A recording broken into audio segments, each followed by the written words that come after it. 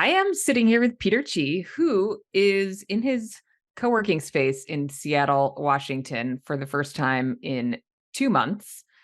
And I was just asking Peter, why is that? And he had a very interesting response. And I said, hold on, let me hit record. So, Peter, thank you for joining me.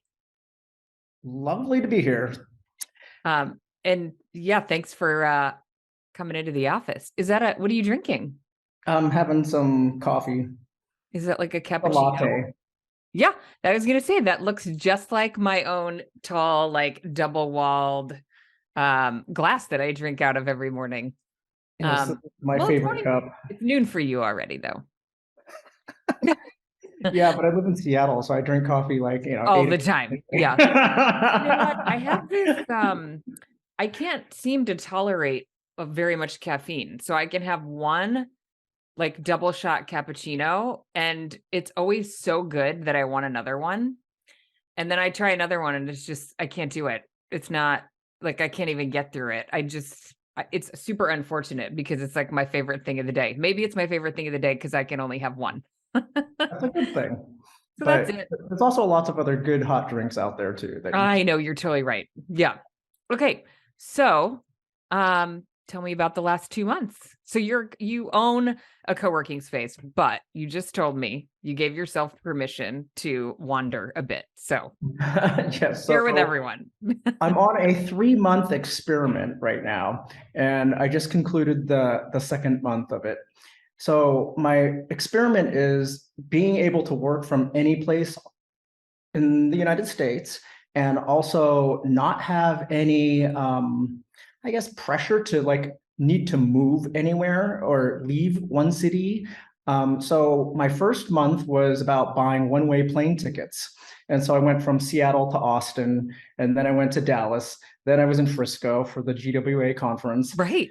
And then I flew to New York and I hung out in New York for a little while. And then I flew back to Seattle for like 2 days to get my dog in my car. And then I started driving. And I jumped on I-90 and I started going across to Chicago. And just passing through all these different states that I'd never been in and stopping at any national park that was along the way or within, an hour or two of the freeway. And then I bought Starlink internet so that I could make sure I was able to work from the road or work from any place Yep. too, because that's kind of critical. So Does it work kind of it anywhere? wasn't, Did you yeah, it run wasn't into? a trip, it wasn't like a vacation. It was I want to be able to work and have the full flexibility of being able to work from anywhere. And I don't want to get stuck somewhere in some of those places where there's no internet. Right. So I signed up for the Starlink thing.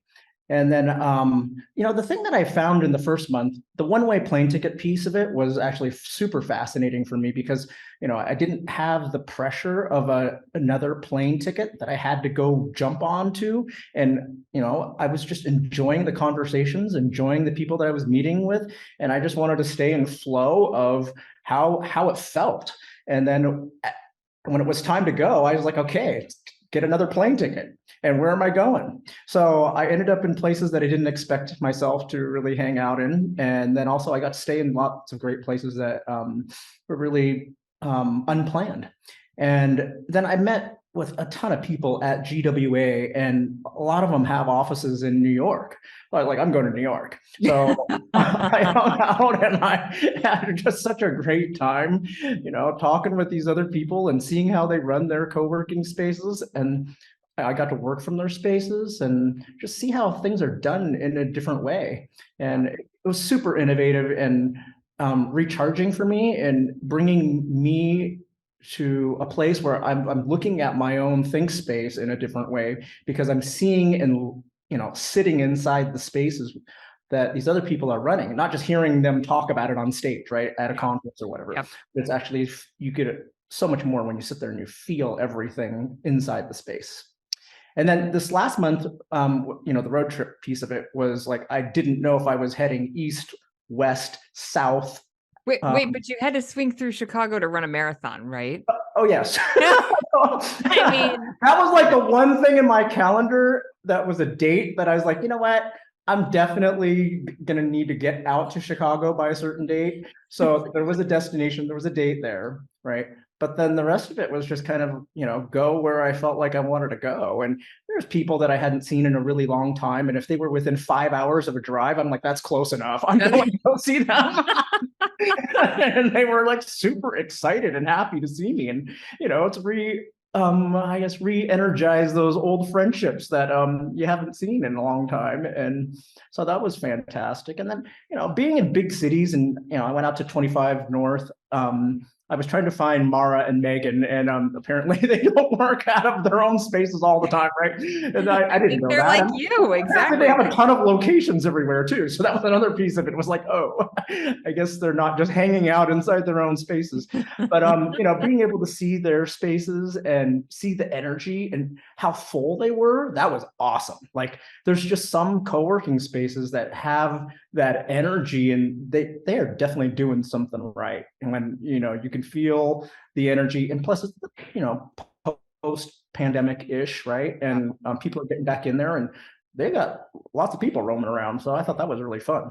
Suburbs are hot, Peter. Apparently so, yes. Especially out in Chicago. And then I went out to Bond Collective and Shlomo's locations. I hung out in a whole bunch of his places. Had you been to a Bond before? I did in New York. I went to a whole bunch of them out there, because in Brooklyn and then Midtown. And had you been before this trip though? No, I had only seen photos and his website, and Shlomo, I've talked with him quite a bit at the last 2 conferences, and had such a great time talking with him that I was like, I'm going to go hang out in some of his spaces. And he's got such a great touch and feel for, his entire team's awesome, and they do such a great job putting together their spaces, and their approach towards hospitality is fantastic too. So, there's just pieces and things that I see in these spaces that give it so much energy and make it fun to be working out of. So I was like, this is great. I love hanging out in lots of different places. Then I went to some small little places too that never heard of. And it was mostly like, I Google co-working and then a city name, and then see what articles come up to the top. And then I'm like, am I within a few miles or so? And I'm like, going.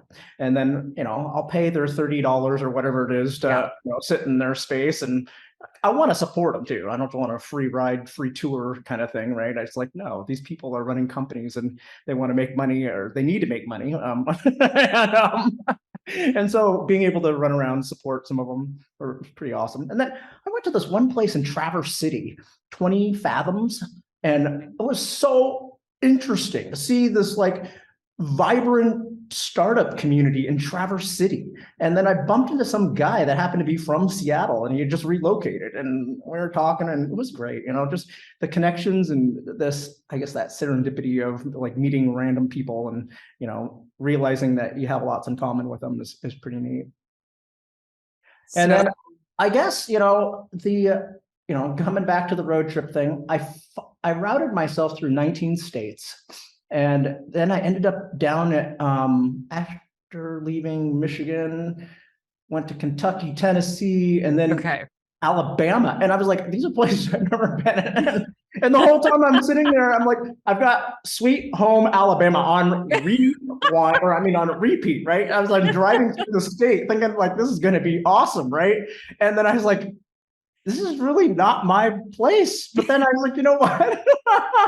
I'm going to keep going south. And I ended up at the Gulf of Mexico. Wow. And I was like, you know what? I'm going to hang out at, on these white sandy beaches down here. And there's a place called Dolphin Island. It's fantastic if you've never been there. I think it's perfect for a place where if you want some quiet on a beach and $140 per night to have a house. That is the ultimate place. And I think it's a little secret. So that was awesome. Although after all that driving, did you really need more quiet time? Oh, yes. Okay. I didn't want to be packing up and getting, packing a dog in a car and all your stuff and, unloading, that I was just getting tired. After 32 days of that, I was ready to just kind of reground myself. Oops. Apparently the lights are off. Hold on here. Environmentally friendly lights.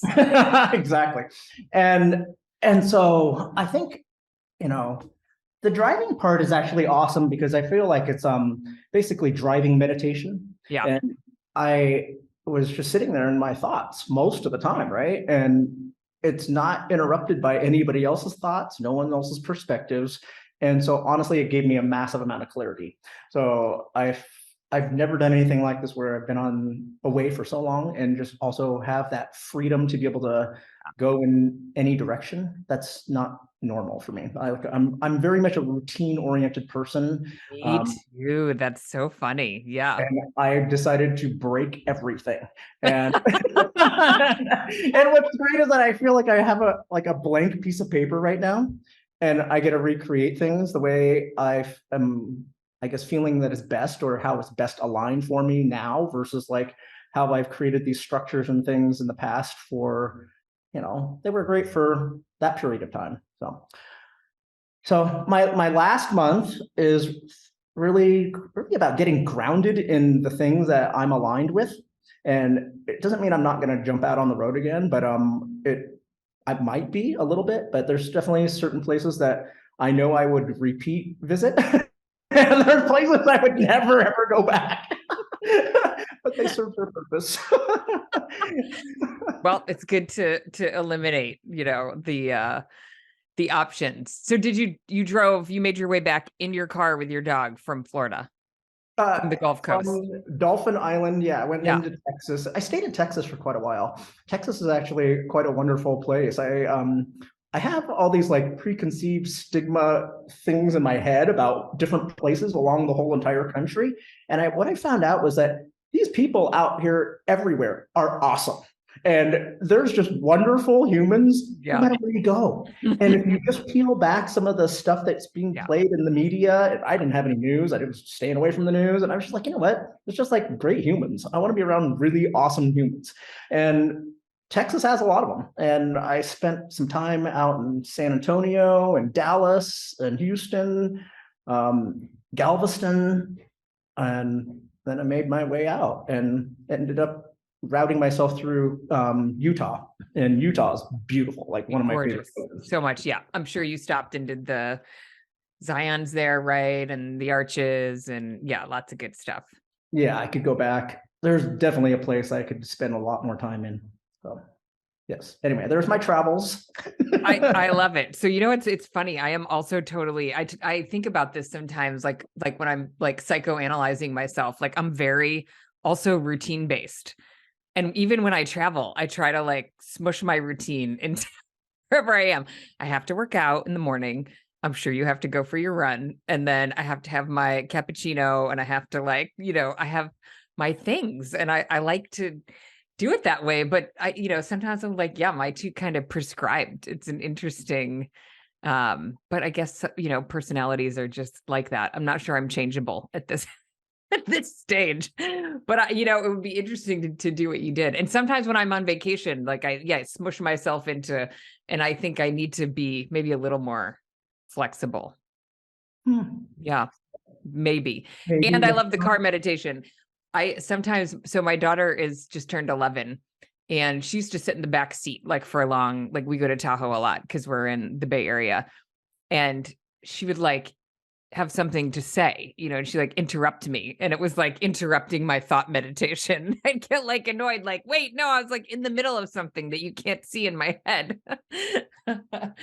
Driving is super good for that. Okay. So take me back to like early Peter. You went to MIT, which is not probably very typical for a co-working space owner. So I want to get a little bit of your professional journey here. So MIT, and then what? Oh, so and where were you born? Were you born in the United States? Born in Seattle. You were born in Seattle. Okay. Yeah, so I've been in Seattle basically my whole life. I was away for 1 year in Taipei, Taiwan, but besides that, I've been in Seattle, and I love Seattle. I think it's a great city. I also kind of was exploring the rest of the entire United States, trying to figure out if I were to live anywhere else, where would I go? So I'm still not feeling like there's any one place I would want to live all the time. So I think I'm probably more likely a person to be somebody that would go somewhere for like months at a time somewhere, and then move somewhere else for months at a time, or like maybe multi-home based kind of person. Mhm. I think that's kind of what feels right now. As far as like, rewinding me back all the way back, yeah, I went to University of Washington first, and Okay. Yep. I had a degree in business and information systems. I worked for a technology company that was a startup. Paul Allen had a company called Starwave, and that's the mid 90s. And they were just launching ESPN, ABC, Disney, all these mega media websites. Yeah. This was the birth of the internet. It's like, it was fantastic. Right. Super Totally. innovative. It was an exciting time to be working. And I think it was probably one of the best times I've ever had working for any other kind of company. It was just super fun. Like I couldn't even believe they were paying me money to do what I was doing. So, database engineering work was what I was working on, and I just loved it. And I think honestly, Thinkspace kind of the reason why I started up Thinkspace was I Yeah. was thinking about after I left tech, I was thinking about running a different kind of business, and I had built the building Thinkspace is in right now in Redmond, and built it with my Okay. father. And it's 40,000 square feet, and we had leased it out to a whole bunch of other kinds of companies. And then as the leases start to come, I guess, mature, you Yep. decide whether or not you want to release it to those companies, or do you want to do something different. Yep. And this was back in 2000, probably 2007, 2006 even. And as the leases were getting closer, I was like, well, what would I do if I were to run a different kind of company? And I was working from home at that point, and I hated it. Yeah. So it was, part of it was like, I need to be around other Oh, people. the personal And development. I Yep. also want to be around people that are doing awesome technology, because that's the space that I love being Yep. in. Okay. And I went and visited all these different business centers all over the place, and there was a bunch of Regis's and Premiers and Yeah, you were that kind of early. thing. You were early. I don't know if I mean, I don't even think Jerome Chang opened that early. He might have been right around that time, blank spaces, because he's one of the early. But yeah, there was not much happening back then in terms of co-working, because '06 was like kind of the first very early incarnations of things that didn't look like Regis. Exactly. Yes. And yeah, Jerome was definitely one of the first out there too. And so I was visiting all those places, and I was like, you know what? There's like obviously a business model that works here. Yeah. This industry has been around for 50 years. So it's like, okay, let's explore this a little further. And the thing that I couldn't find was something that fit me. And I'm all about tech and what's, Yeah. on the bleeding edge. And I want to be around that kind of energy. And I was like, if I could recreate some of that energy from Starwave, being in that startup space, Yep. and do it inside this building, and Yeah. do it with that kind of model, then Yep. I think that's what I would want to do. Like, that's what Yep. success would be like for me. Yep. So in 2008, launched Thinkspace, and then that, massive recession hit. Well, right. Perfect time. And that was incredible, like unbelievable timing, right? 6 months into Well, it. yeah. What did it? I mean, so you owned the building, so that's positive. Unlike all the folks in COVID that had to. So you have a mortgage on the building, presumably, but at least it's not your landlord who's, I don't know, bank landlord, maybe same. But yeah, did it empty out? What did it look like?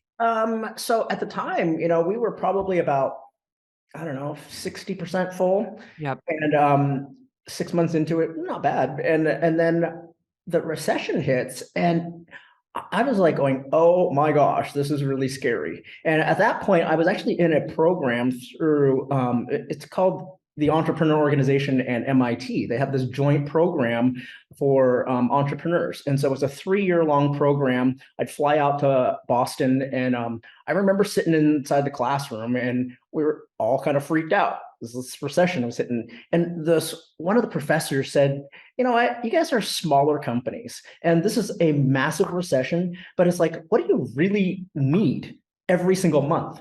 Would 2 new customers be enough for you guys to like be able to get through it if you could just get 2 new customers? And that's what kind of made me pause a little bit and not freak out, because I was like, I can go pick up the phone and get 2 Yeah. new.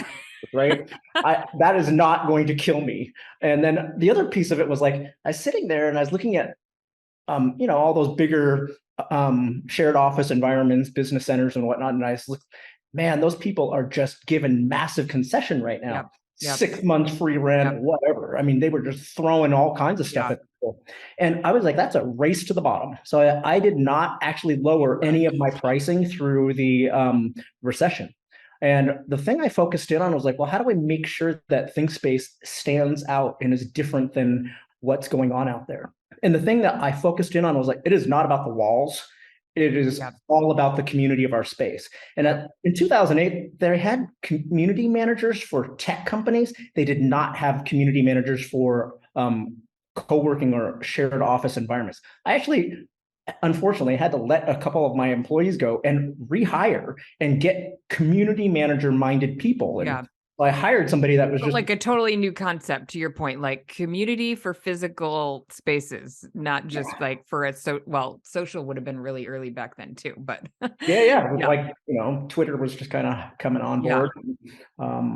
Yeah, social media was really, really brand new at that point. And so there was a lot of new tech, a lot of new platforms, a lot of new ways of connecting. It was super exciting. I thought it was great for the small companies, and it allowed us to be super fast and nimble. And I didn't even care if, other companies that are huge have that, massive marketing budget. I was like, yeah, I am going to outmaneuver everybody out. And I did. And I was able to build a waiting list during the recession and get the space to be completely full, right? And it was fantastic. I mean, it was not just me, it's my team, right? It's the people that I hired that were fantastic with people and connecting. And so that's always been a part of the DNA of Thinkspace, is that we are incredible people at connecting other people. And so we just continue to carry that forward. So did you convert all 40,000 feet to co-working and flex, or is some of it still traditional tenants? So 20,000 is Thinkspace, and then 20,000 is traditional office space. Okay. And I think that's probably one of the coolest things about running the entire building that way, is because these small companies, they grow, right? So we had one company, it was super incredible actually.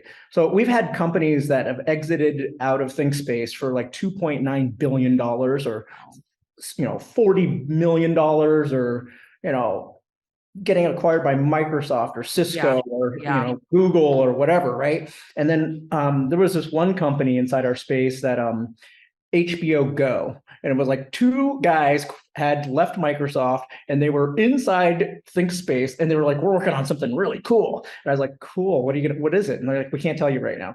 But anyway, so HBO Go launched out of ThinkSpace. Wow. And there's just like crazy stuff going on. And I was like, this is incredible. And these companies that, are really tiny and small, they eventually need Yeah. more space. And so the easiest thing is to just stay inside the Okay. building, Yep. take over more space. So I wasn't even using brokers. So it was all about just, Yeah. natural, organic, movement within the building. It still is. Yep. And so, there's companies that have been in there for as long as ThinkSpace has been around, That's right? wild. They're still Yeah. there. It's wild. And we're able to support them and keep them inside here. And then some of them Yeah. have just gone on to like, take on 100,000 square feet of space themselves, right? And you're just so happy to see that kind of growth, and Yeah. you're a part of it, and you're just feeling like, wow, we We're have in a unique market where that can happen. So my space here was in Palo Alto, and the mistake I made was not like I moved here and opened it. So I didn't understand the market at all. And we had a similar thing. People would show up, they'd be working on some sort of undercover thing. And then, there'd be like 4 of them. And then they would need to lots more space. And we didn't have it. So there was nowhere for them to go. But that was a very common thing, right? They'd have an investment, a series, whatever, and then they'd hit their milestone, and then they'd go for another round, and they need more people. And they'd be like, we just want like the same thing. We want like the same furniture. And I was like, I know, I can't help you. All I have is a lease for this much space. So it's interesting how markets are so different, right? And you're in a really unique market. And I would have, if I had only known, it would have been a great great model, but also owning the building is a great model. So you've got kind of the combo going there. But yeah, it's interesting. So is it mostly tech, or what does your membership look like? So, in our Redmond location, it's a lot of mixed kind of companies over there. Boy, I'm sitting in the dark. Those lights are like, you're not moving enough. Move around in here and get the lights to stop going off. I'm sorry. So yeah, so a lot of it is tech, and that's kind of the one thing that I noticed a lot about what we were attracting. And so when we launched our Seattle location, our go-to-market strategy was totally different. Thank goodness, it's like you learn all these different things along the way over the years, right? And you start realizing there's different ways to do things. And what we did was we limited the number of service-based companies to 5. And then the rest of the space had to be tech. Okay. And it was just the way we wanted to approach it. We wanted to build a hub of technology kinds of companies. We're focused on tech. They're great companies. The service-based companies are great too. You need to have some in there. I just didn't want to get overrun by all of the service-based businesses. And so it allowed us to actually create demand for the service-based space. And it also was like a great marketing thing for all of the tech-based companies. And I've always been one of those kind of guys that focused in on what's happening now or what's coming up in the future here that is, I guess like a paradigm shift, or is it something that's revolutionary? And so when we launched this Seattle space, we were focused a lot on Bitcoin, and we had, a Bitcoin VC. What year was this? This is 2018. Okay. And it was just kind of the birth of all that kind of energy. Yep. And it was like, okay, we're going after all these kinds of companies right now. And it just gives us an ability to target companies that we really want to go after, right? It's like, I think it's really, I mean, you know this way better than I know. I'm kind of stumbling my way through the marketing aspects of things. And I kind of like, well, I can't really target everybody. I got to target somebody, and it's easier for me to just kind of go after something. And so I like to, I guess, hunt and kill in a very specific manner.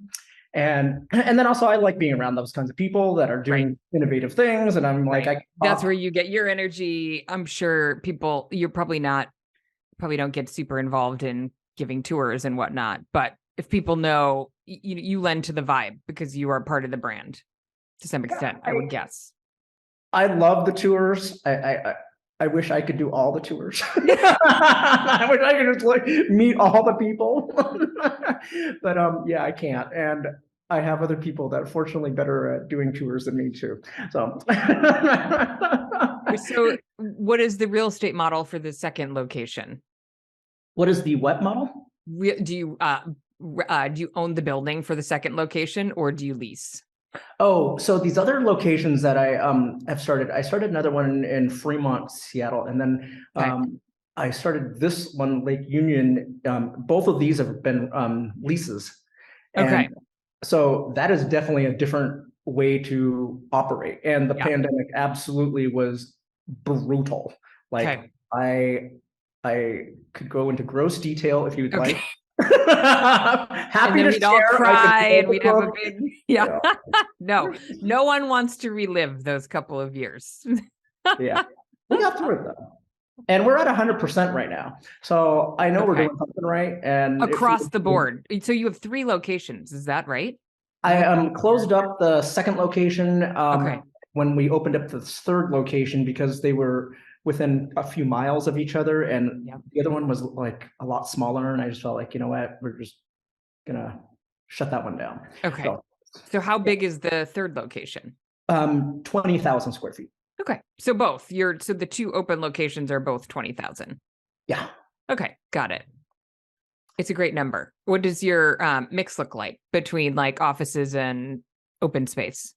I would say revenue wise, it's probably 90, I don't know, a little over 90% is coming in from office. And then the other revenue is mostly virtual office, actually. So we have co-working, but the co-working revenue is actually quite small, and it is inconsistent. Yeah. And I don't know if I have to still think this part through a little bit further, in terms of like how much space or how to put the space in there that allows for the open desk side of things. But the things that everybody loves is having a private office, honestly. They like having the ability to close the door and have a Yep. conversation with Yeah. for sales calls, or be on a call raising money, or Right.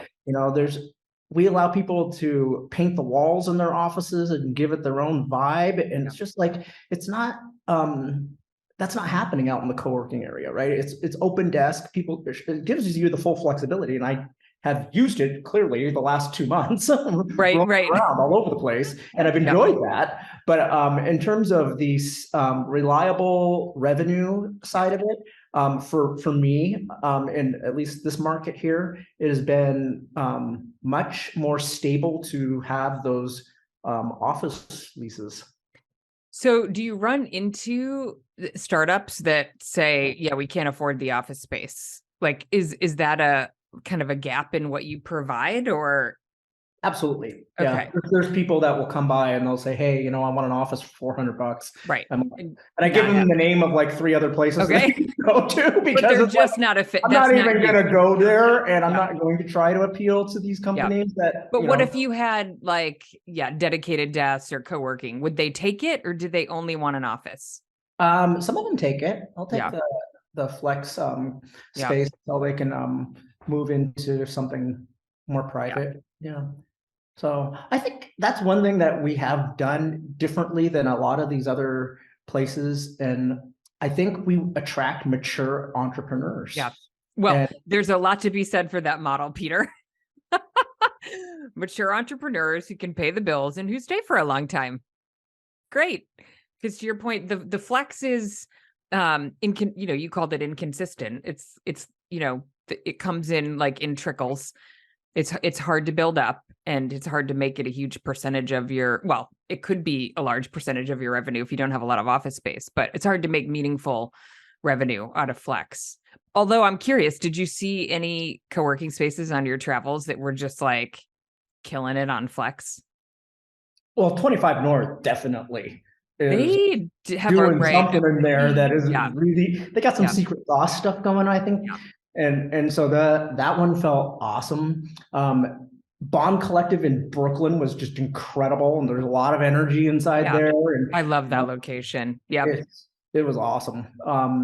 Yeah, there's definitely a few that I stepped into, and the 20 Fathoms in Traverse City was like tons of people. I like, this is crazy. So yeah, there were It some places feels a that little were. secret saucy. Yeah, to your point. You were at the conference. Did you see Mara's? And I'm totally blanking on her name. They have a head of culture.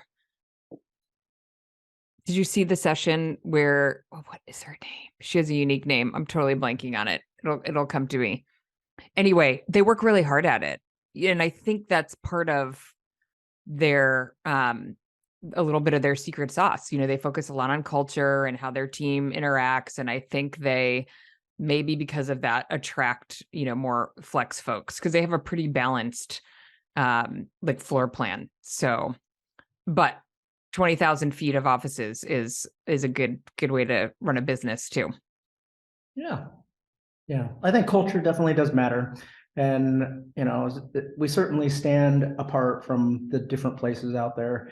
And I think a lot of the people that would come by and tour Thinkspace, they're like, yeah, we're definitely moving in here. You guys feel like you attract people that are really serious about running their companies. Yep. And so we don't, it's nothing against beer on tap, but we don't do that here. Yep. And not that I wouldn't want to have a happy hour, because we will do that, but having it on tap is just kind of sends a different signal, I guess. And I know my brain doesn't get isn't as sharp, right? Not quite when I'm right. like having a beer, right, or having a drink. So yeah. I know in the workplace is like, hey, yeah, I want to get stuff done. I want to be one of those guys having a conversation with somebody in at the in front of the kitchen area and talking about how, we were pulling in $250,000 a month and there's just two of us sitting in this little office down here, right? Now that gets me freaking excited. That gets me freaking charged up. Like, I can't believe this is happening in here, right? Makes me want to go back and start crushing it on what I'm working on. So do you miss the tech? Do you do anything in tech still or not? Besides investing in different tech companies, I am, I guess, I'm not like, I guess, well, Thinkspace is not inside the tech space, really. Right. I mean, we're kind of, we make sure the technology works in here, and it's part of the ecosystem of, but it's tech. not my focus for Thinkspace anyway. But I am running another company right now too, so that's where my energy is going towards, and it's an aerospace company. So I kind of am in a totally different kind of thing right now too. Okay. Okay, how do you accomplish that? What does your team look like, so that you can, focus on this aerospace company? So what does my team look like here at Space? Yeah. I've got Like, a who's in the location business manager. besides you? Yeah, like who's at the location? Anybody else sort of on the leadership team? That is something that I miss a lot.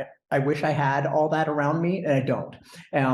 It's something that I guess at this point and where I'm at and how I'm running things, I try my best to stay engaged with my location managers. They're basically like the community manager, location manager type role inside here. And then we have another front desk person as well. And then I've outsourced all the back office to other managed service companies. And I used to have this kind of stuff on staff, and then the pandemic hit, and I started shifting everything. And then I realized I can actually run this thing smoother in a different way. And so I haven't I guess, hired for those different types of roles. And then also, at one point, I really wanted Thinkspace to become a national brand.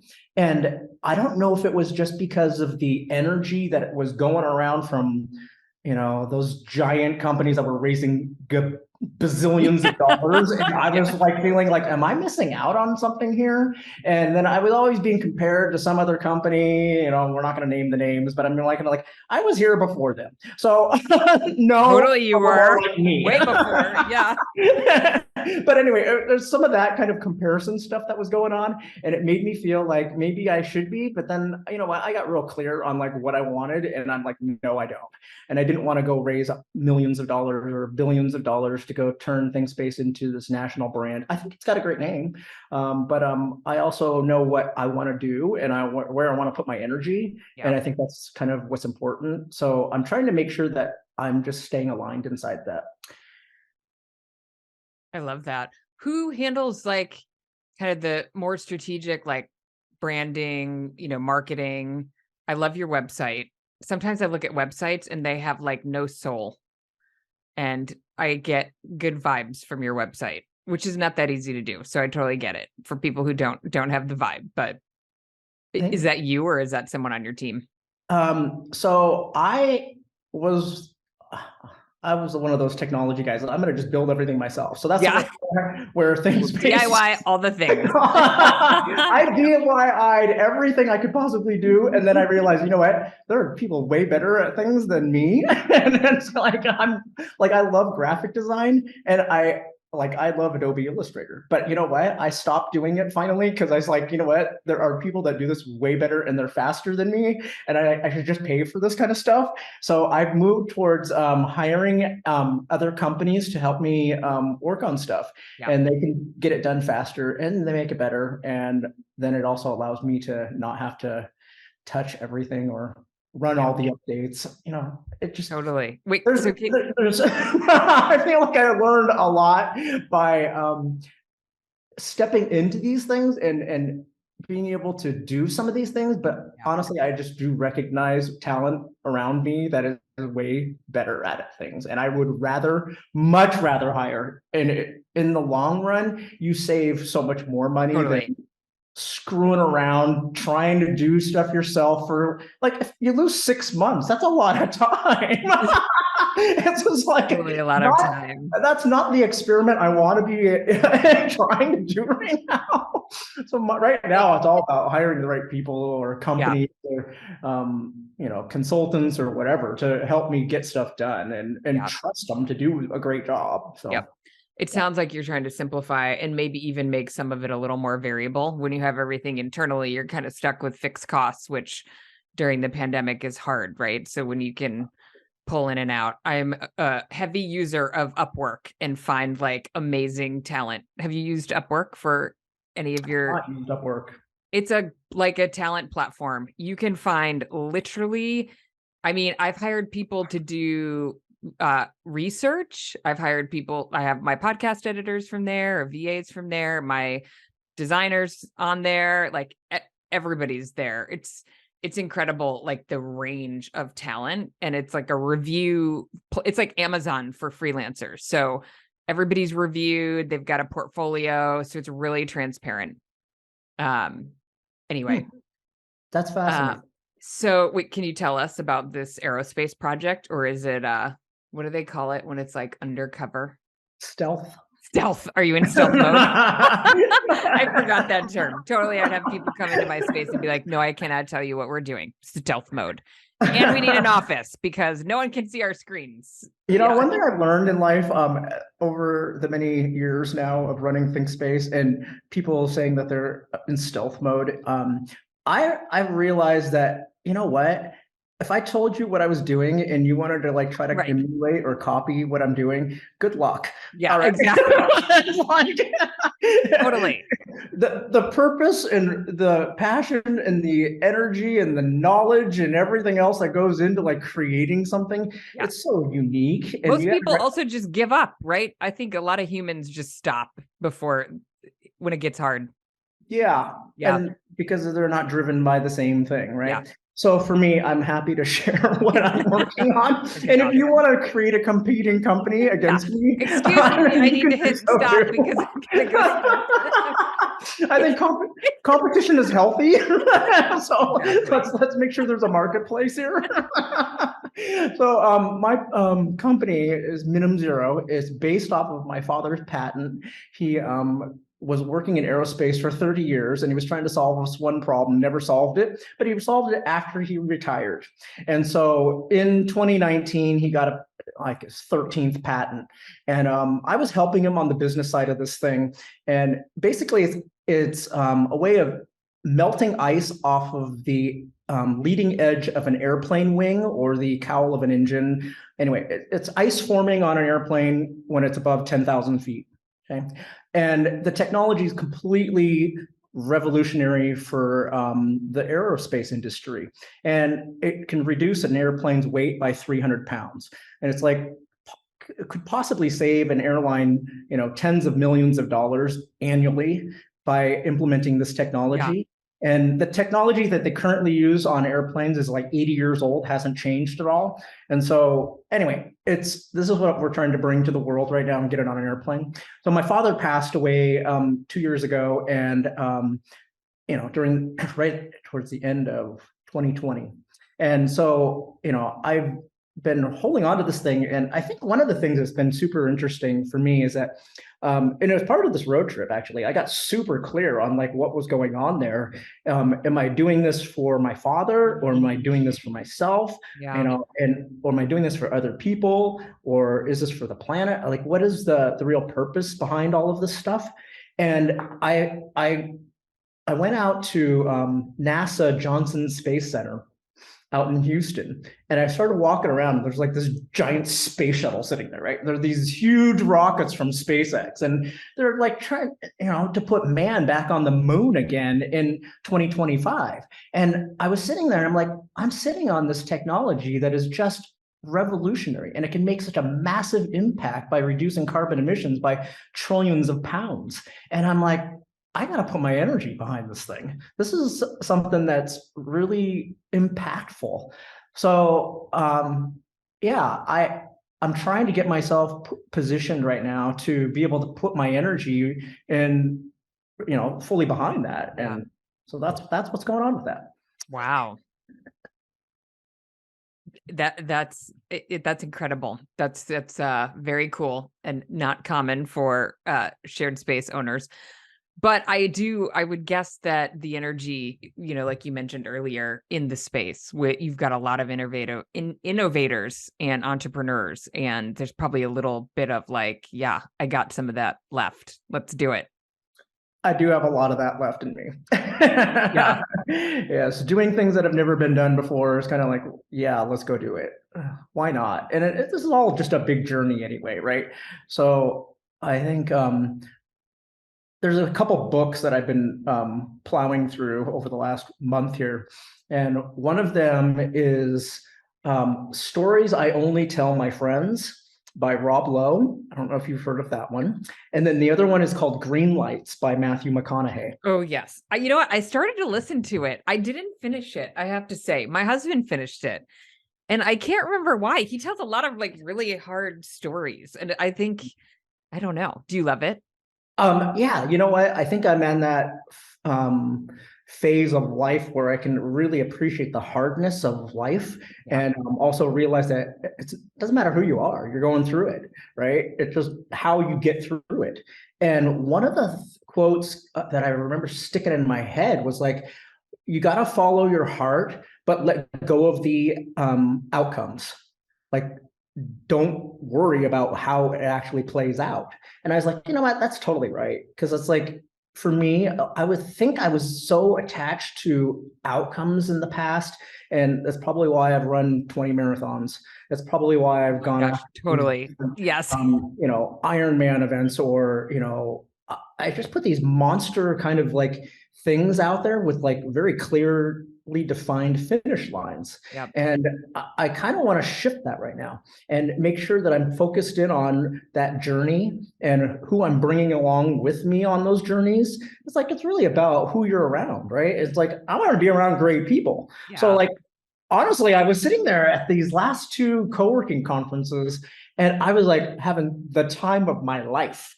Like, I was hanging out. I did with you. You were fantastic. Oh wait, but right, we didn't right? even get to talk about the crazy like mail hike thing that you did.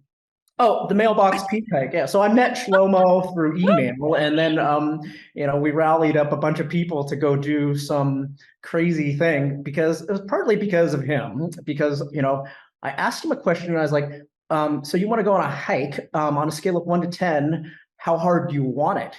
And he's like, 10, of course. And I was like, okay. No, but I love that you thought to ask that question. You weren't just like, oh, he wants to see Seattle, I'll take him on some hike that like he shows him some, like the Space Needle, or Exactly.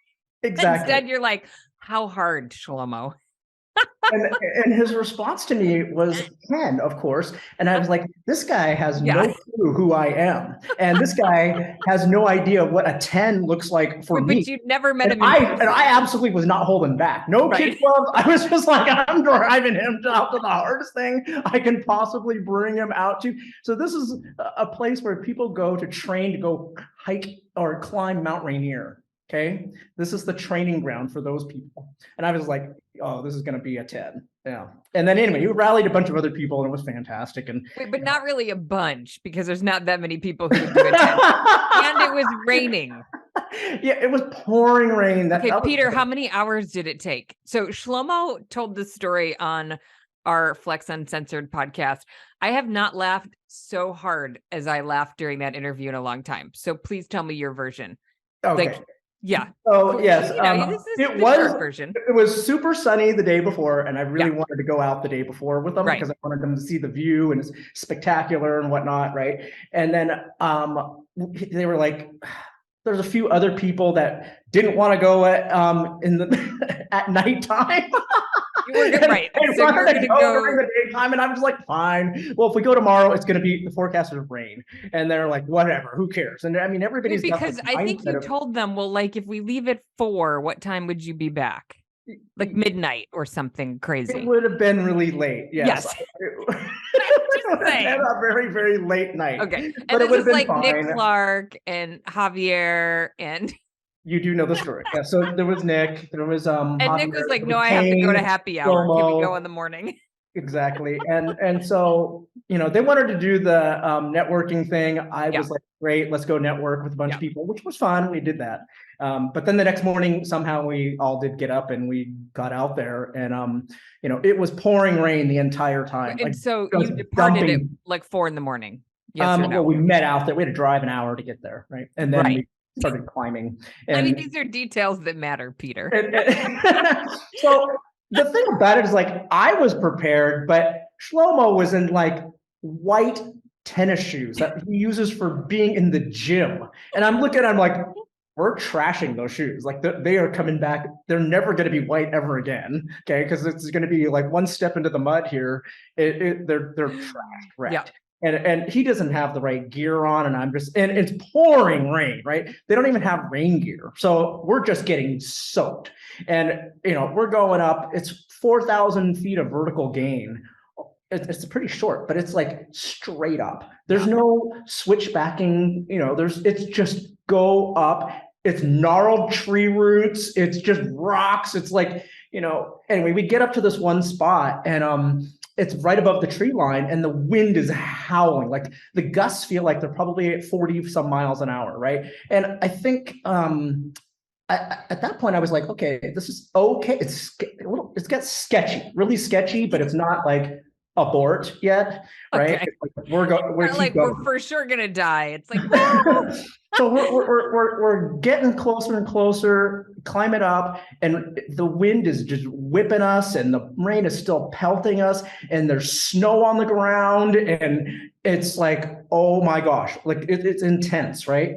Then thunder and lightning start oh my happening. God. And it's like, okay, guys, I'm thinking in my head, these guys are running like huge co-working spaces all over the country, or Javier's in South America. Javier's 40 locations. I'm like, I'm gonna get these guys killed. Like, So does he have key man insurance? I was like, no, we're not.